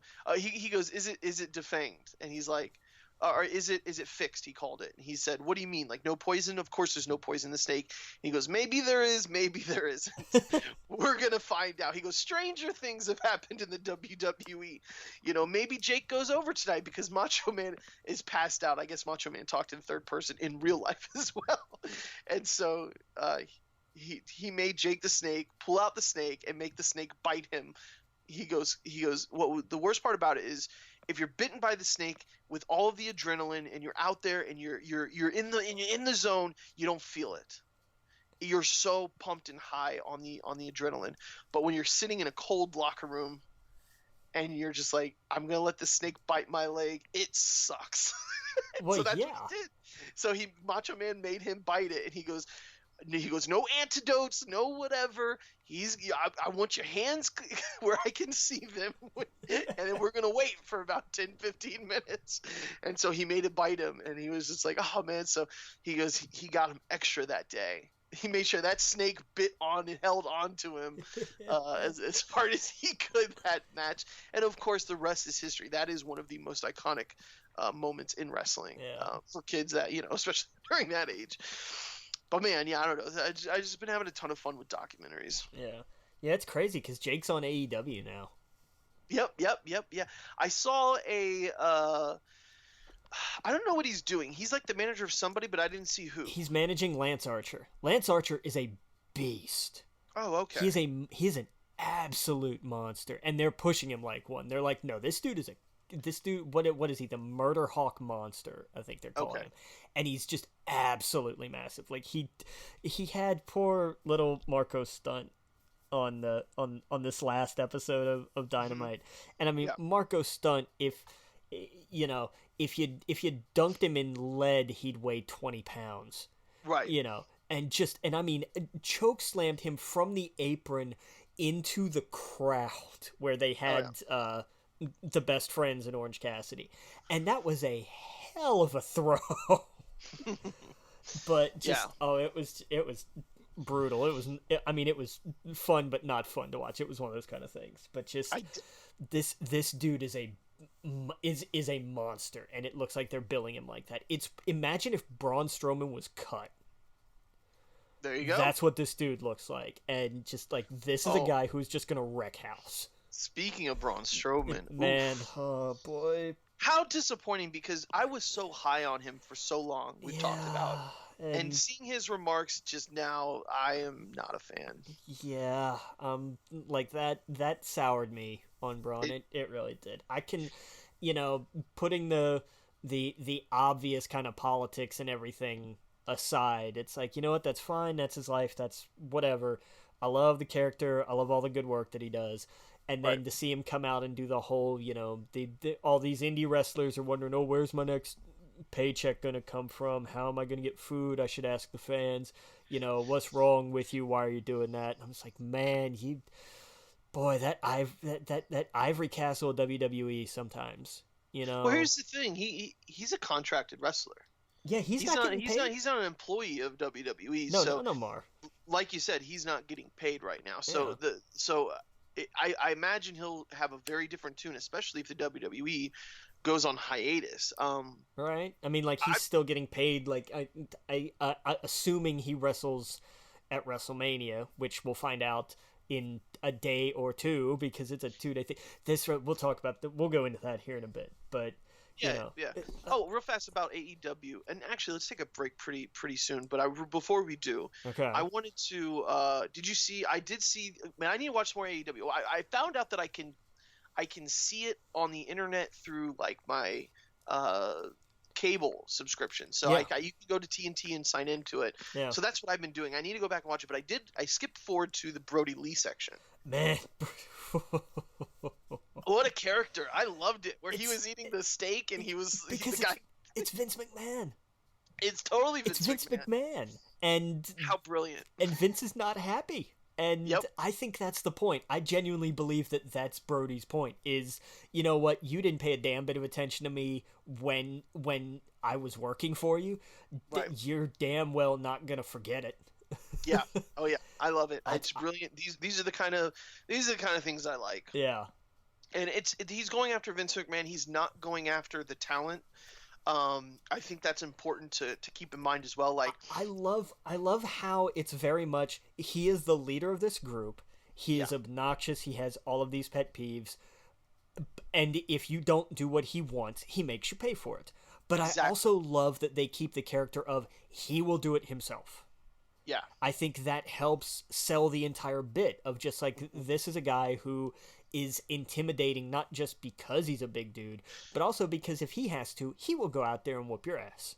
Like that. Yeah. I love it. I love what they're doing. It's the man. Yeah. I love it. I can't wait to see more of that character. The Dark Order. I think now that they have the Exalted One character, that they have Brody Lee doing what he does, I think the Dark Order has absolutely the right. They're missing. I think maybe they need one other member with a name. You know, They need one other actual like person to join it. And then they'll have a stable with enough like the henchmen are great. I love that they're just numbered, that they're just random guys in masks and they're numbered. Right. Like the guys that wrestled were 8 and 9. Like that was it. Because you've got Evil Uno and now you've got Evil Dos. And then like it's just like everybody else has a number. But I feel like throw one more person in there with a recognizable face, and you're going to have a solid stable that can really go places. Well, here's the thing. AEW is doing exactly what the WWE is not. And I've talked about this forever, and you have too. I like stables. Yeah. I like these factions because as much as the Attitude Era sucked with like everything was – the NWO got their way, and like Hulk Hogan and all of them got to do whatever they want, and like Chris Jericho and all of them were pushed down. I like the stable aspect of that. When people think back to the Attitude Era, they think of NWO, they think of D-Generation X. Obviously, you had your big standouts like The Rock and Stone Cold, but The Rock was a part of one as well. He was part of the Corporation forever. He was part of the Corporation and the Nation, right? And the Nation before that, the Nation was where he got big. Absolutely, yeah. So, oh man, it was fun to see. Well, D'Lo Brown was in the Nation as well, right? Yeah. Yeah, so it was funny to see him in the documentary about New Jack, because I didn't know he was a part of. I never watched Smoky Mountain Wrestling or any of that stuff, so I didn't know he was a part of any of that. But yeah. So anyway, I love the faction stuff. I loved that stuff from. And I feel like you're only getting that in the WWE on NXT. Right, with the Undisputed Era. Like they're that and Imperium over in the UK.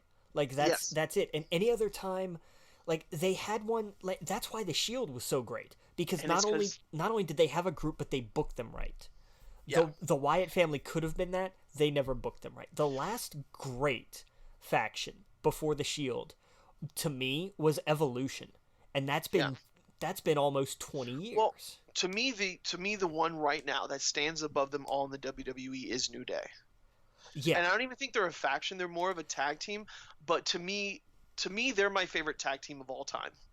That's fair. All three of those people I love and adore. I didn't know who any of them were when I started watching wrestling again until I think it was you that told me, like, you'll love the New Day, like how goofy they are, how much they're nerds and stuff like that. Because they came out to WrestleMania dressed as Saiyans one time. Like, how can you Absolutely. not love that? Absolutely. So I was hooked from the beginning. Yeah. I watched, I watched the Up Up Down Down. Xavier Woods he's been a staple on all the kind of funny stuff, which is I'm really love. So Yeah. like, and Big E's hilarious. Anything Big E does, man, that guy is a movie star. He needs to be in more movies. Well, and the thing that was crazy is who they all were before that, and even at the beginning of the New Day, like before that, Kofi Kingston was Jamaican. Yeah. Big E was just a powerhouse, which I mean was fine, but he had no real character. And Xavier Woods was a good wrestler, but he was usually used more as like a manager. He was a mouthpiece, which again that was fine.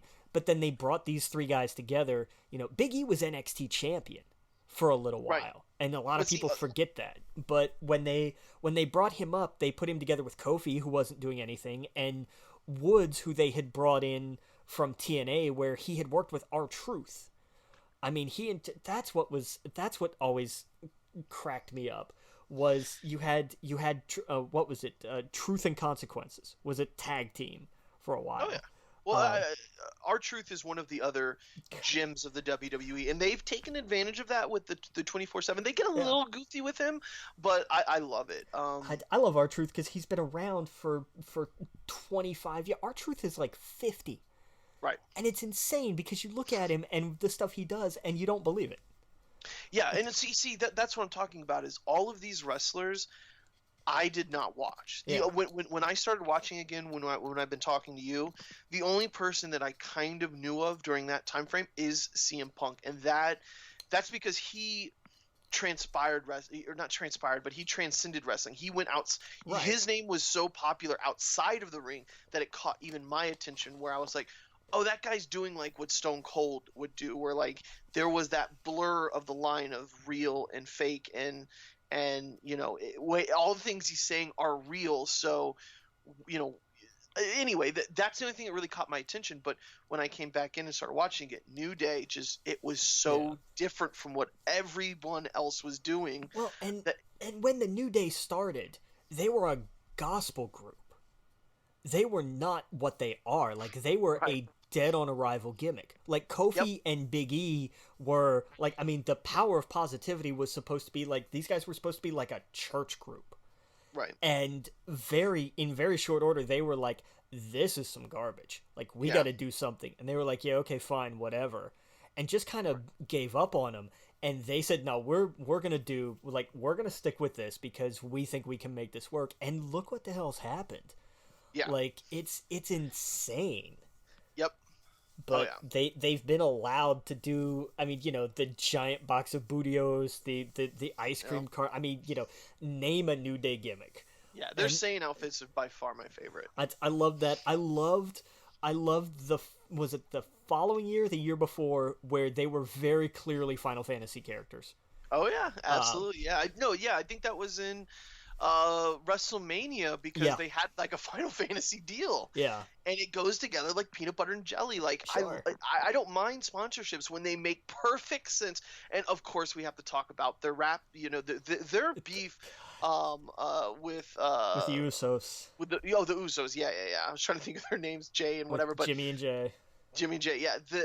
It's perfect. Those teams will continue to go on and on and on forever, and I absolutely love it. And yeah, because they got on there and they said things that you didn't expect the WWE to mention, and they did it. And it's those moments that 10 years from now people will look back and go, that was one of the moments that was so good because it kind of blurred those lines a little bit. It was like, hey, they shouldn't be allowed to talk about these things, or it was so shocking. It was fun, And the matches that they had, their tag team Hell in a Cell match is hands down one of the best Hell in a Cell matches ever. Right. But it's also one of the best tag team matches ever because those two teams just have that chemistry. And that's something that you can't fake. You can produce it to get close, but when it's there, man, you just can't you can't really manufacture something that's that, like, they just work. Yeah. And that's why they are going to do this forever. Like that is a rivalry that will not end. Yeah. And it's but yeah, like the New Day is a phenomenon, and they've been allowed to have a tremendous amount of freedom. Their podcast goes places which you would think they would not be allowed to go. That's the one thing that I need to get on, because I know that Dan is the producer of it. He's on it too now. Like I even saw like a clip where he's actually talking on it, right? Yeah. Yeah. So I need to check that. I see the, him and Biggie always post. I'm sure Kofi does too, but for whatever reason, I see him and Biggie post the most. Let me see if I can find this clip that is from. I know Big E was playing 2K. I think it was against two other people. Somehow it was his character versus Goldberg in the match, I believe. And anyway, it's a clip of him just getting squashed in the match. I can't find it right now, but I'll find it after the show and send it to you, man. But I just love how much fun they have on Twitch and stuff. I've got to figure out where I found it. It was on. I think I got the video from Instagram. I'm sorry. I got the video from Twitch. Twitter. Sorry. It's one of those. Yes. Yeah. And it had to have been recent, but I'll find it in a little bit. But man, those characters, and I love that they transcend wrestling. They are all over YouTube. They're in the video game headspace. They're talking to Giant Bomb. They're talking to kind of funny. They're just all over the place. I love it. Yeah. But yeah, I'll try and find. I'll try and find exactly where it was from. But he was in a squash match, and he was not happy about what he was seeing. No, it looks like Big E angry is just frightening. Yes. Oh yeah. Yeah. Like it's just terrifying. You're making a fool out of me. It's just so funny. Oh man, he's so good. But yeah, I don't know. I don't know. I gotta find it somehow. I'm pretty sure I got it off of their. It had to have been Twitter, because the way I recorded it. But we'll see. I'll find it later. Yeah. But anyway, let's talk about WrestleMania. Do we know what matches we're getting? Yeah, I'll look it up here. I don't know what we're getting when, though. Okay. That is, I think, still somewhat up in the air. Yeah. Anyway, it's gonna be interesting to see, like, do they actually, because SmackDown is on as we're recording, so okay. I don't know what they're gonna. Sorry, I'm looking at something else here. I don't know exactly like if they're gonna announce who's gonna replace Reigns, that kind of thing. Wow. Okay, so evidently WWE and FS1, like FS1 is apparently gonna do a lot of WWE content. Okay. I don't know when this was posted because it says tonight. Okay, so March 31st. This is a slightly old article. But there's going to be all kinds of... What is this? After WrestleMania. Extreme 2 nights, blah, blah, blah, blah, blah. Additional programming, Fox Sports comes Tuesday nights. 1-hour editions of WrestleMania 31, 33, 34, as well as other specials from the WWE 24 and Ruthless Aggression series. Upcoming content includes new Best of WWE series. So they're just going to have a ton of just content on FS1. Yeah. Yes, Strowman is confirmed to take on Goldberg. I'm just seeing it on the website. It doesn't... I don't know. I'm sure that there was something on SmackDown where it was like, hey, this happened, so I don't know. Yeah. But it doesn't say how or why. It just says that it is. How to watch WrestleMania. It's a match card. Here we go. Now I found what I'm looking for. That was only way too hard. The WrestleMania card announced in brackets so far. Obviously, Lesnar, McIntyre, Goldberg, Strowman. This isn't updated on the match card. It still says Reigns. Undertaker, Styles in a Boneyard match. Whatever that's gonna be.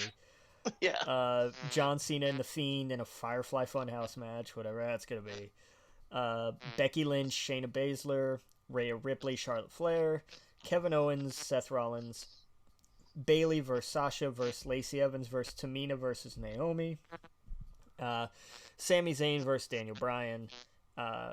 This is still a thing that's announced, even though we know it's not going to happen. Miz and Morrison versus the Usos versus the New Day. So that's not going to happen? That's not because Miz is sick.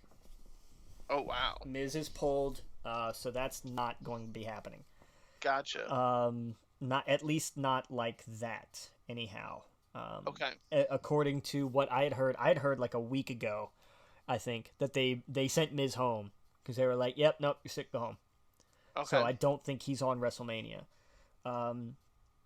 Let's see. The Raw Tag Team match, the Street Profits versus Austin Theory and Angel Garza. The Kabuki Warriors versus Alexa Bliss and Nikki Cross. Otis versus Dolph Ziggler. Elias versus King Corbin. And Aleister Black versus Bobby Lashley. Okay. So that's the card as it stands. Okay. This is going to be weird. This is definitely going to be weird. Yeah. Yeah, there's still no, there's no update about the triple threat for the SmackDown tag titles. So it's apparently still it's still on the card. Yeah. I don't think that's going to stick because I am very, very sure that I heard that Miz was sent home sick. Okay. So I don't think that's going to happen. When he was sent home sick, you're talking about you think he has the coronavirus sick, or was that what they were saying?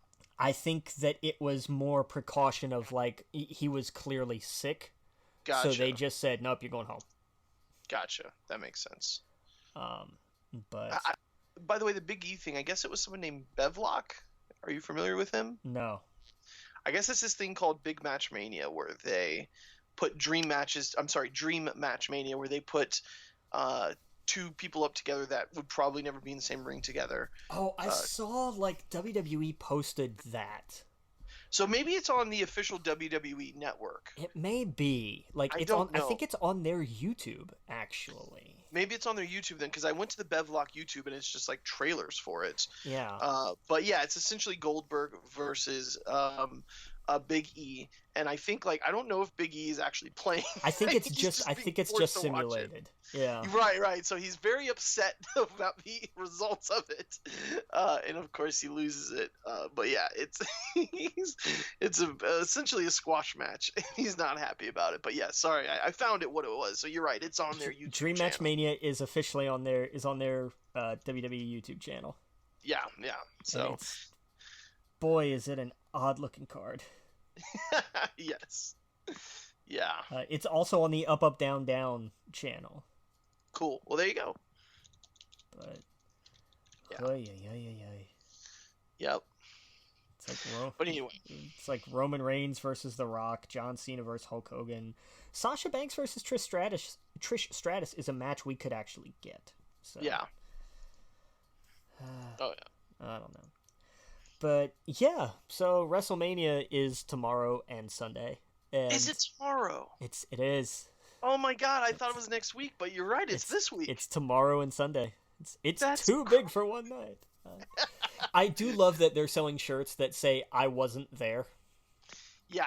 I think I honestly I'm all for that. I'm I get it. They've got to make some money. They're gonna sell some shirts. Right. People are smarky enough to buy it. Go for it. That's fair. I have no problem with that whatsoever. Yeah. Now here's the thing. What are they going to do now that they can't shoot in Florida for a month? That is the question. Only if they had Matt Hardy in his compound. Yeah, right. I know that AEW is planning on filming at an undisclosed location in the United which was States. Disclosed in Georgia when the cops showed up. Oh, you're serious? I didn't hear about this. Yeah, they were filming. I'm all ears. They were filming in Georgia, and apparently the police showed up and were like, "Hey, what is this? What's going on?" And they showed them the permits and everything that they had, and the cops allowed them to tape what they were taping and proceed. But then Georgia went under a stay-at-home order, and so that went out the window. Wow. They were allowed to film the day that they were filming whatever it was they were doing, they were allowed to finish their business for the day. It wasn't like, okay, the cops are here now, we do this thing and we stop. The Right. cops hung out because they came to the understanding of like, we didn't make this a whole big thing because we don't want people here. Like, we want Right. people to stay home. We're also trying to conduct a business, blah blah blah, and everything everything was worked out. There's no fines, there's no issue. But Mhm. the state of Georgia apparently also has gone under a stay-at-home order now. Yeah. So Well, the they, governor just found out. yeah, So, right, yeah. no kidding. Yeah, But that's wild. So we're probably not going to get. they apparently, AEW has apparently filmed enough to get them through the next, I think I read something like 6 weeks. Like, Okay. they've got So a that ton. might work. Yeah, they've got a ton of content. But I'm sure Matt Hardy could put on enough of a one-man show oh hell to yes. to put on to put on that network Oh for yeah. a while now. Oh, in a heartbeat. Absolutely. Are you kidding? And see, I wish WWE would just take and I know they won't, but to take a page from what AEW is doing right now and do a little bit of that with Vince McMahon. Show us a little bit of peek behind the curtain during this time. Well, but here's the thing. WWE has WrestleMania, Raw, and NXT. And I think that's it. But I'm saying, like, going forward, that's the shows that they have filmed. I guess what I'm saying, and I probably wasn't explaining it correctly. Yeah. I would love for the next month and a half if they had footage of behind the scenes stuff, which I'm sure they do, that they, instead of putting on these 3-hour wrestling matches, what they can't do with no crowd, no place to shoot, I'd love a behind the scenes look of The Office. I'd love to see a day in the life of Vince McMahon. I'd love to see, and we get that a little bit in the behind the scenes stuff, the 24 stuff, that kind of stuff. Throw that on the USA Network. I feel like they will. I think a lot of there's going to be a lot of content because they're not going to have anything else, but they're going to have to air something. I hope their editors are working around the clock, safely, of course, to push that out because I love more behind the scenes stuff. That's my favorite part about wrestling is behind the scenes stuff. The stuff in the ring is great and all. I get it. But man, that behind the scenes stuff, I like that for anything. Yeah.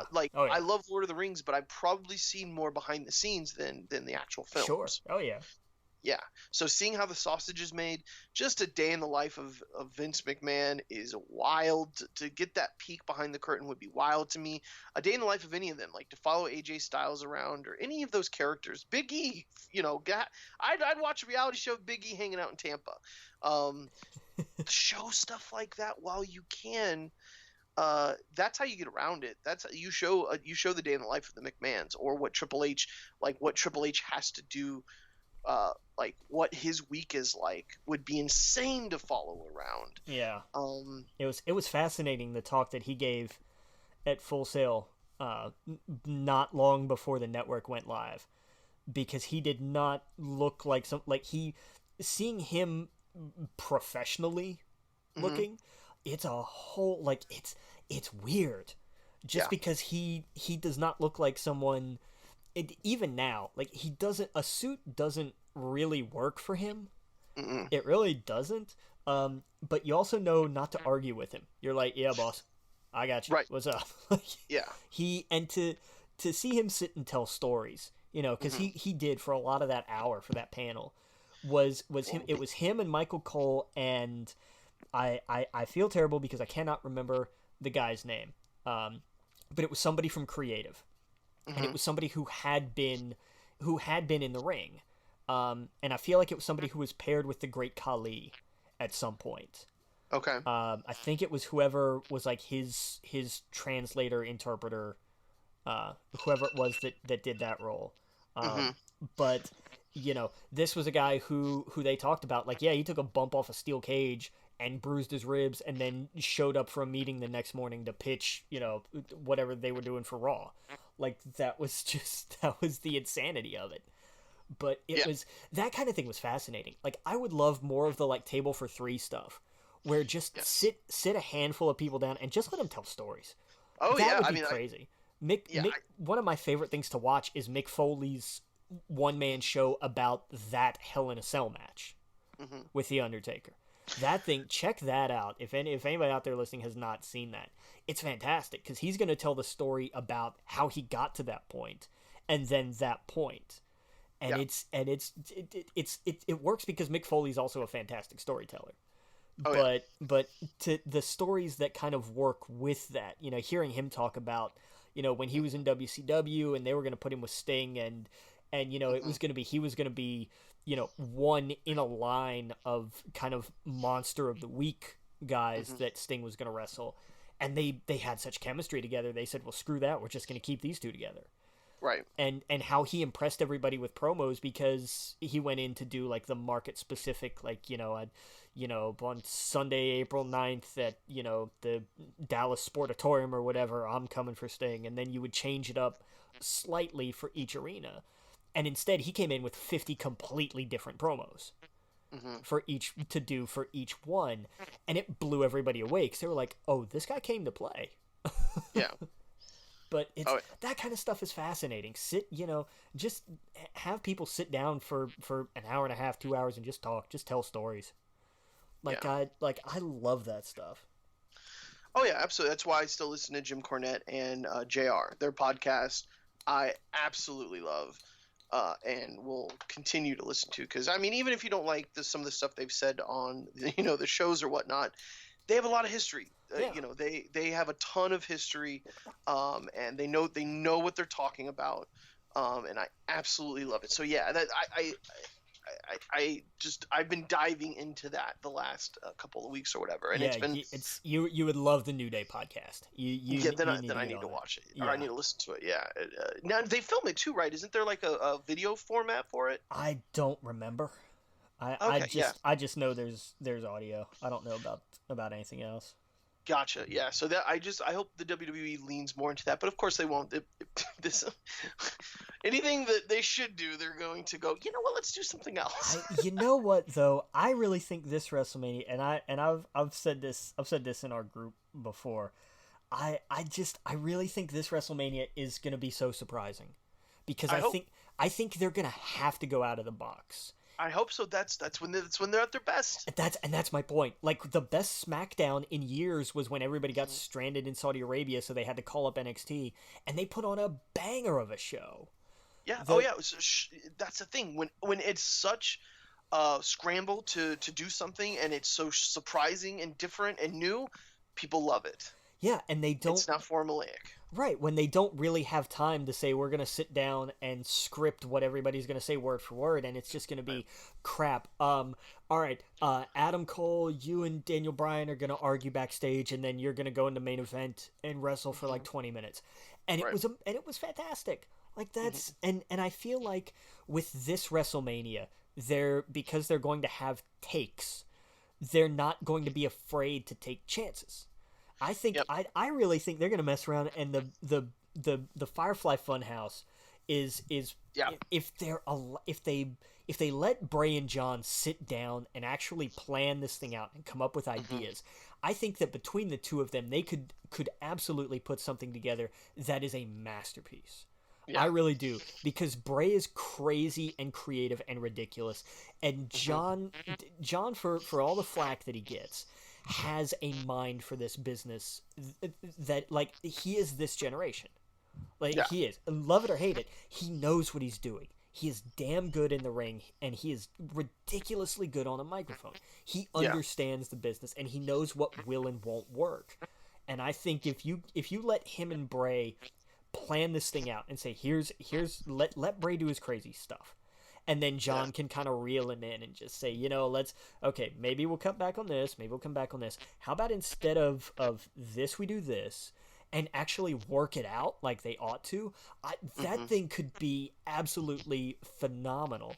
And I don't know if they're going to be allowed to do that, but they'll have had the time and the opportunity. So I hope so. Yeah, absolutely.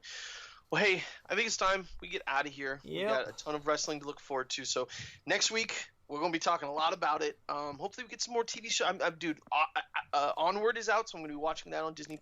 Absolutely do it. I loved it. I seriously loved it. That's, if I could recommend anything to anybody this week, Onward is now on Disney+. Go watch it. It's Hmm. so good. I really enjoyed it. I really did. Oh yeah, I'm gonna watch that movie. What's the one about them all being released and they gotta go hunt them or whatever?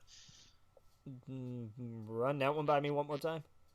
Where the people are being hunted by other people. The Hunt. The Hunt. That's it. Yeah. Sorry. Oh, it has been a week. Yes. So I'm gonna plan on watching that too. So we'll have a ton to talk about. Who knows, man? Maybe we'll Have throw in some anime next week.